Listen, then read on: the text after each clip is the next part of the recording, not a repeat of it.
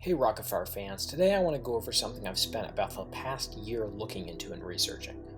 When I first entered this fanbase about 6 years ago, I was very intrigued by the fact that the early Rock-afire explosion appeared to have different masks than the masks used today. It also seemed like a daunting task to try to compile all the different mask versions the characters went through, so I didn't figure it out for a while. But about a year ago, I started to try to unlock the puzzle of this, and as it turns out, there aren't as many mask versions as I thought. I figured I would compile all my research into one video and really lay out all the different mask versions the Rock-afire went through. So let's start out with Rolf. Rolf's first mask version was produced in 1980 and was sculpted by Dave Thomas. This mask looks pretty great in my opinion, but it definitely isn't as friendly as the later Rolf. He definitely has a more primitive and realistic look to him. This mask was actually used for a long time, with the last batch that used this mask being January 1982. This mask for the most part is long gone, but I have seen at least one collector who had one in his collection. The next mask is one that people are very familiar with. This is one of the standard versions of Rolf. This was sculpted in 1981 by Nancy, one of CEI's original artists, and the first batch it was used in was the April batch of 1982, directly after they stopped using the original Rolf version. This was part of Creative Engineering's efforts to soften the looks of the characters and make them friendlier. The last batch this was used in was the October batch of 1982, and even though this mask was followed by another version, it is actually still used today and can be seen on Aaron's show. The final Rolf mask is another mask people are pretty familiar with. It's very similar to the last mask. This was introduced in January of 1983, and I just call it Short Fang Rolf. This mask almost looks as though it might be the same as the previous, but with modified fangs, but this actually isn't the case, and this is proven by the fact that this actually requires an entirely different head fur with a different pattern, because the wrinkles on the forehead are in a different position. And this is why you may see a Rolf that has a long-fanged mask, but the head fur is covering up one of the wrinkles on the forehead, and that's because they're using the wrong head fur, and it's actually using the short fang head fur. So this mask continued to be used and is still used today. It is technically the most current mask, and I'm afraid I don't know who sculpted it. So that's Rolf, and now on to Duke. So Duke, of course, has his original mask version that was introduced in 1980, sculpted by Dave Thomas, and this mask has heavy eyebrows and more of a dog-like snout. And I, as many others, do like this mask for its charm, but it is unsettling in some ways. This mask is similar to the original Rolf, and it was used for a long time, and the last batch it was used in was January of 1982, which is the same batch as the Rolf mask.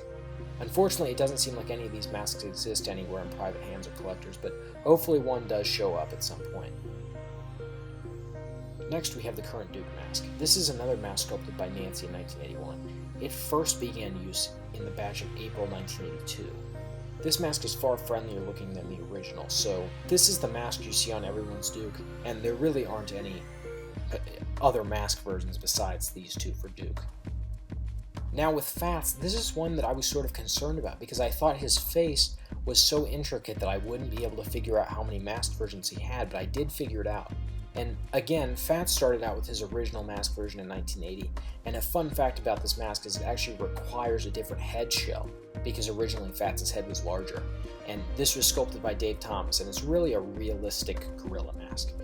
That has negatives to it, of course, because it scared a lot of people, but this mask has visible ears. The last batch that used this mask was the July 1981 batch, and also to note is that Bubba the Shakespeare reciting gorilla uses this mask. And I actually did see one of these sell on eBay about 5 years ago, so there is one out there. His next mask version was sculpted by Nancy in 1981. This mask began to be used in the batch of October 1981. He has sort of a smaller face, and this mask actually does have visible ears, but they're smaller, so it's a little bit harder to see. This is frequently the mask you'll see in promotional videos of Showbiz, and this was sort of getting closer to the friendly look that Creative Engineering was looking for, but this wasn't his final mask version. The last batch that used this mask was October of 1982, and I have seen one of these masks on a private collector's Fats. Finally, we have current Fats. This mask was introduced in the batch of January 1983. I am unsure who sculpted it. This mask is very friendly looking, but it still very much holds on to the original gorilla image, and pretty much all the masks you see today are this mask. Beach Bear's up next, and he's very interesting because he only has one mask version. And I know this may seem surprising, but Beach Bear's mask version never changed. From the very first Jacksonville location until now, on Aaron's show, that is the same mask version. It was sculpted by Dave Thomas in 1980, and although the Colander Telethon video shows a new Beach Bear being sculpted by Billy Bob Irvin, this was never finalized, and it was never used on any characters. So next, Mitzi. So with Mitzi, her original mask version was, again, sculpted by Dave Thomas in 1980, and this is really one of the creepiest looking Rock-afire masks in my opinion. The worst one I've seen is the original Jacksonville mask, but after that they seemed to kind of make her a little bit less creepy by painting her a little bit better and furring the mask differently. This mask was replaced at the same time as the original Fats mask, with the July 1981 batch being the last to use it.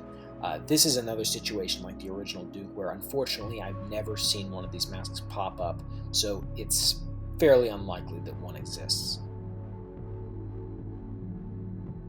Mitzi's second mask version is also the current version, which began to be used in the batch of October 1981, and this mask is far better in terms of looks than the original. Definitely a friendly look, and I'm unsure who sculpted this mask, but yes, all the masks you see today are this same one.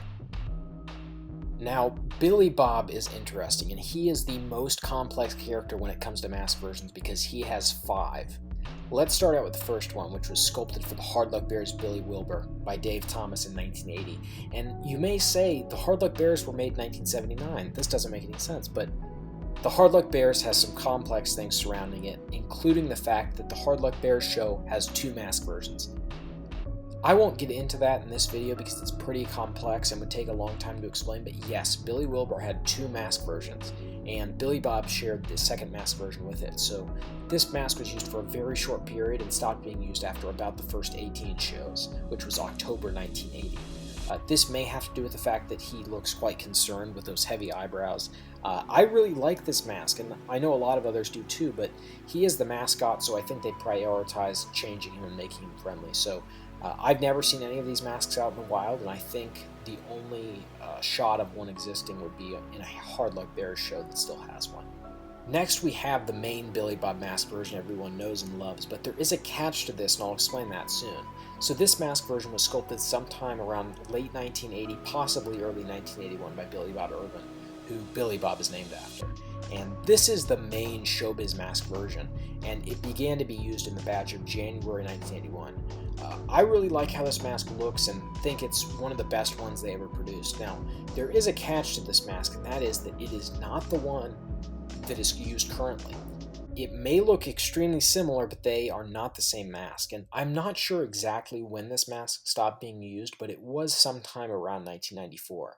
And in my opinion, it seems like the only reason the mask stopped being used is because a mold went missing, perhaps the master mold, but this ties into the next mask version. So I'll talk about these next 2 mask versions together because during the 90s something strange happened with Billy Bob's mask. For whatever reason, a new Billy Bob was used in 1995, which is quite strange looking and does not at all look like the normal Showbiz Billy Bob.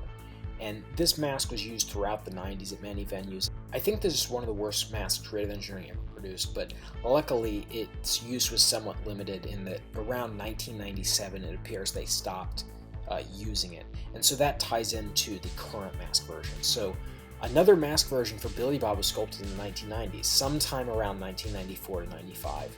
And this mask almost passes off as being the same mask used during the Showbiz days, but it isn't.